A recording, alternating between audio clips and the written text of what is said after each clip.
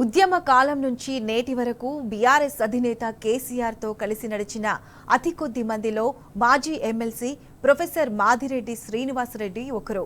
25 ఏళ్ల పాటు గులాబీ పార్టీ కోసం ఎంతో అంకిత భావంతో పనిచేసిన ఆయన కేసీఆర్కు అత్యంత సన్నిహితుడిగా గుర్తింపు పొందారు. తెలంగాణ భవన్ ఇన్ఛార్జిగా, బీఆర్ఎస్ ప్రధాన కార్యదర్శిగా సేవలందించిన శ్రీనివాసరెడ్డి ఇటీవలే 85 వసంతాలను పూర్తి చేసుకున్నారు.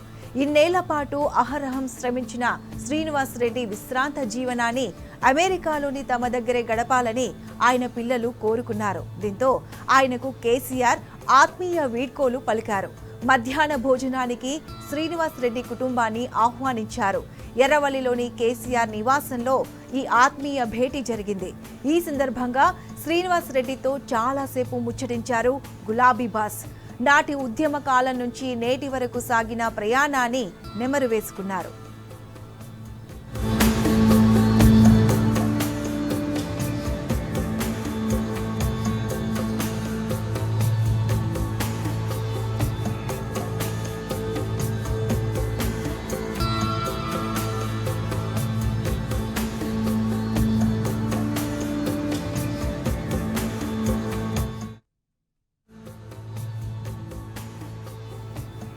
లంచ్ అనంతరం శ్రీనివాసరెడ్డి దంపతులను కేసీఆర్ దంపతులు సన్మానించారు.